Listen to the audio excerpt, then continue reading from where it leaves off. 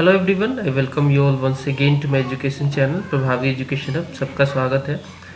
And in this video we are going to complete this chapter fundamental right. ये last part है इसका।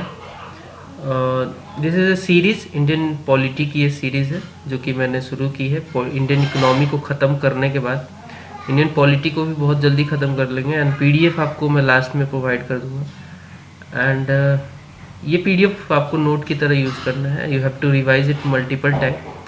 And चूँकि मैं इसको कर्टेल कर दिया, मैंने काफ़ी शॉर्ट कर दिया इसको, ब्रीफ नोट की तरह मैंने बनाया है बिना किसी पॉइंट को छोड़े हुए। तो आपको बहुत अच्छा लगेगा, बहुत ही आसानी से आप कवर कर पाओगे। सिविल सर्विसेज की आप तैयारी करते हैं, किसी भी हो, चाहे यूपीएससी की हो या फिर स्टेट की, मान लीजिए बीपीएससी, यूपीपीसीएस, देन एमपीएससी या फिर एमपीपीसीएस, ये कुछ भी अगर आप तैयारी कर रहे हैं, वेस्ट बंगाल पीसीएस, ठीक है, कहीं की भी आप स्टेट की सिविल सर्विस की तैयारी कर रहे हैं, आपको डेफिनेटली हेल्प होगा, बहुत ही ज़्यादा फ़ायदा होगा। तो स्टार्ट करते हैं।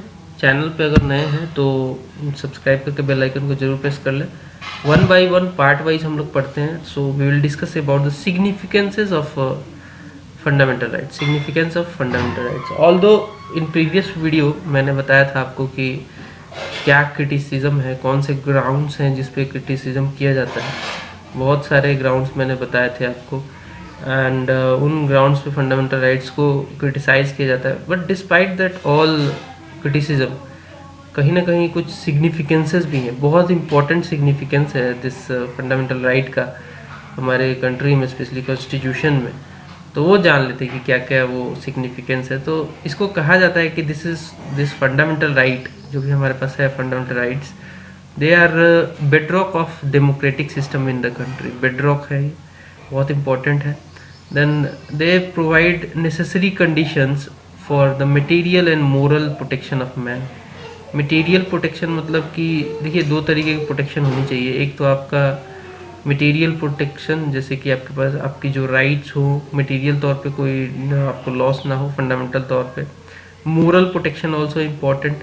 अगर मोरली बंदा डाउन रहेगा तो बहुत ही प्रॉब्लम आ सकती है।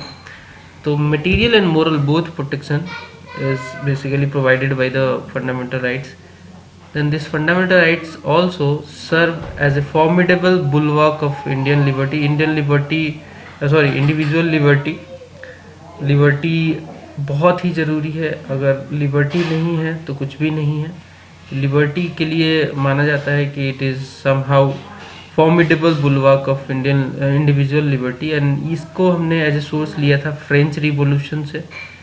फ्रांस में जो रिवॉल्यूशन हुआ था वहाँ से ये सोर्स लिया था लिबर्टी का। तो वो इटसेल्फ, फ्रांस वाला जो रिवॉल्यूशन था वो आप कभी पढ़ोगे तो बहुत इंपॉर्टेंट है। वहाँ पे लिबर्टी के लिए ही सारी लड़ाइयाँ थी एंड वहाँ उन्होंने इसको गेन किया था। तो this was the source. Then facilitate the establishment of rule of law in the country. तो रूल ऑफ लॉ भी मैंने आपको पहले बताया हुआ है। उसके कुछ फीचर होते हैं, उसके कुछ कंडीशंस होते हैं और उसके हिसाब से रूल ऑफ लॉ को लागू किया जाता है। तो रूल ऑफ लॉ को कंट्री में चला रहा है, रूल ऑफ पीपल नहीं है, रूल ऑफ लॉ है। जो लॉ कहता है उसके हिसाब से हम काम करते हैं। एंड कहीं ना कहीं फंडामेंटल राइट उन रूल ऑफ लॉ का पार्ट है। तो बेसिकली ऐसा कहा जाता है कि they are basically, fundamental rights are basically facilitating the establishment of rule of law in the country. Next है protect the interest of minorities also, weaker section of society. तो कई सारे राइट है माइनॉरिटीज़ के लिए, 30 में है, 29 में है, ठीक है, आर्टिकल्स ये हैं। वीकर सेक्शन के लिए भी राइट्स है, तो इनको ये इनके इंटरेस्ट को भी प्रोटेक्ट करता है। Then strengthen the secular fabric of the country. तो जो right to freedom of religion जो है वो सेकुलर फैब्रिक को प्रमोट करता है। स्टेट किसी भी पर्टिकुलर रिलीजन को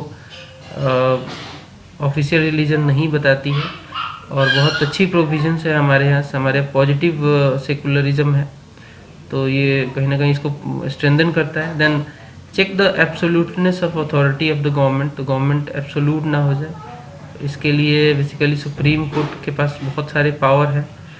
एंड आप राइट टू कॉन्स्टिट्यूशनल रिमेडी लेकर, अगर मान लीजिए गवर्नमेंट ने आपके किसी भी फंडामेंटल राइट को वायलेट किया है, तो आप डायरेक्टली सुप्रीम कोर्ट जा सकते हैं उसके रिस्टोरेशन के लिए। तो कहीं ना कहीं ये जो एब्सोल्यूटनेस है गवर्नमेंट का, अथॉरिटी का, उसको ये चेक करता है। Then it also lay down the foundation stone of social equality and social justice, definitely, ठीक है। Then ensure the dignity and respect of individuals, facilitate the participation of people in the political and administrative process, ठीक है। ये सारे कुछ significances है जो कि ऑलरेडी हमने पिछले क्लासेस में कवर किया हुआ है आर्टिकल्स के द्वारा।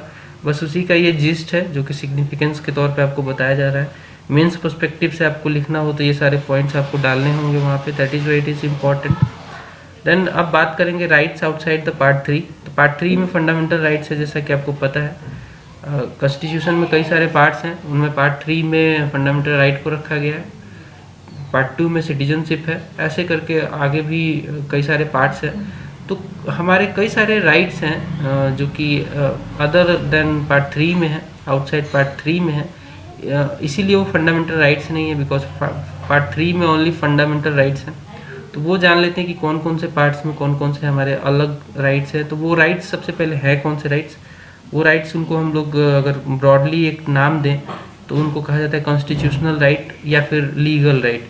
तो other than fundamental rights there are constitutional rights और लीगल राइट्स जो कि हमें मिलते हैं, ठीक है। तो यहाँ पे जो इससे रिलेटेड जो राइट है वो है कि no tax shall be levied on और collected except by authority of law.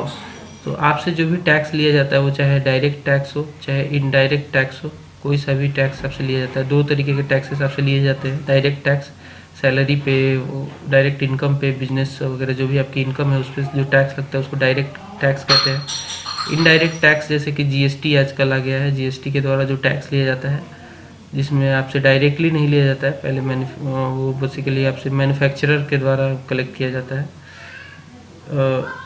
तो इनडायरेक्ट टैक्स और डायरेक्ट टैक्स, इनके दो क्राइटेरिया है टैक्सिंग का, टैक्सेशन सिस्टम का। तो यहाँ पे जो भी टैक्स आपसे लिया जाएगा वो अथॉरिटी के द्वारा ही लिया जाएगा, लॉ के द्वारा ही लिया जाएगा। ऐसा नहीं है कि आपके इनकम टैक्स के अलावा कोई आके दूसरा कोई डिपार्टमेंट जिसका कोई रिकॉग्निशन नहीं है उसको आप इनकम टैक्स नहीं देना है, वो आपसे इनकम टैक्स नहीं ले सकता है। तो until unless it is authorised by the government, authorised and as per the law, तभी आपको टैक्स देना है। तो ये आर्टिकल 265 में है और पार्ट 12 में इसको रखा गया है। नेक्स्ट जो राइट हमें मिला हुआ है वो है no person shall be deprived of his property save by authority, ठीक है, ऑफ लॉ। तो कोई भी बंदा आपकी मतलब जो प्रॉपर्टी थी, पहले एक्चुअली जान लो कि राइट टू प्रॉपर्टी पहले 7 जो फंडामेंटल राइट्स थी उन्हीं में से एक थी। इसको हटा दिया गया था बाद में, बिकॉज बहुत सारे काम करने थे सरकार को सोशल एंड इकोनॉमिक जस्टिस के लिए, तो इसको बेसिकली निकाल दिया गया था। इसका पूरा वीडियो है अलग से, उसको देख लेना। अब इसको क्या कर दिया गया है, आर्टिकल 300A में और पार्ट 12 में इसको डाल दिया गया है और इसको एक लीगल या फिर कॉन्स्टिट्यूशनल राइट बना दिया गया है। अब क्या है, सरकार इसको छीन सकती है बट एक लॉ लाकर छीन सकती है, तो वैसे नहीं छीन सकती। No person shall be deprived of his property until unless कि कोई एक्सट्रीम मतलब जो कंडीशन आ गया है कि यहाँ पे वो प्रॉपर्टी आपकी बिल्कुल ज़रूरी है लेने के लिए, वो पब्लिक पर्पस के लिए होगी, तो ऐसे केस में ही ली जाएगी, वैसे जनरली नहीं ली जाती। ठीक है। नेक्स्ट है trade, commerce and intercourse through out the territory of India shall be free. तो आप जैसे ट्रेड कहीं भी कर सकते हैं, एक स्टेट से दूसरे स्टेट, दूसरे स्टेट से तीसरे, कहीं भी इंडिया में टेरिटरी में, इंडियन टेरिटरी में कहीं भी आप इंटरकोर्स, कॉमर्स, ट्रेड कर सकते हैं, इसमें कोई इशू नहीं है। ये आर्टिकल 301 में रखा गया, पार्ट 13 में है ये, ठीक है, पार्ट 13 में है।